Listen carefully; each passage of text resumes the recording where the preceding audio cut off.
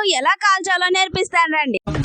తీస్తా, నాలో ఉన్న క్రియేటివిటీ మొత్తం బయటికి తీస్తా. Hello guys, welcome back to my channel. ముందుగా మనకి తాటికాయ కాల్చడానికి కావాల్సిన వస్తువులు ఒక తాటేకు, అలాగే మనం వాడేసిన ఒక పుస్తకం, అలాగే ఒక అగ్గిపెట్టి, తాటిపండు. ఫస్ట్ తాటేకు పెట్టాలి, దానిపైన 2 తాటికాయలు వేసుకోవాలి. ఆ తర్వాత మళ్ళీ ఇంకొక తాటేకు పెట్టాలి దానిపైన.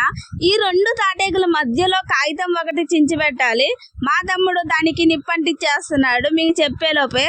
అయన్నొద్దు, పాయింట్కి రా.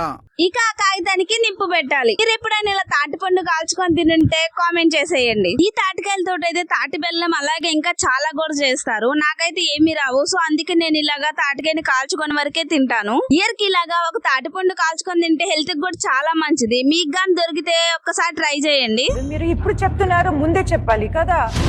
తాటిపండుని మినిమం 1/2 అవర్ అయితే మంటల్లోనే ఉంచాలి, ఎందుకంటే ఇది సరిగ్గా కాలదు కాబట్టి. మీరు ముందోటి తీసేస్తే అది పచ్చిగానే ఉంటది, సో అందుకే 1/2 అవర్ దాకా మంటల్లోనే పెట్టుకోండి. ఈ మంట అయితే అంటుకోలేదు, అందుకే తాటేకు పైకెత్తి పట్టుకున్నాను. మీరైతే జాగ్రత్తగా కాల్చండి, నాలాగా చేతులు కాల్చుకోమాకండి.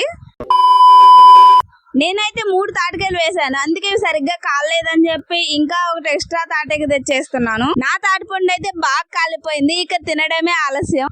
మీకు నా కంటెంట్ నచ్చితే సబ్స్క్రైబ్ చేయండి, లైక్ షేర్ చేయడం మర్చిపోమాకండి. Bye bye to all.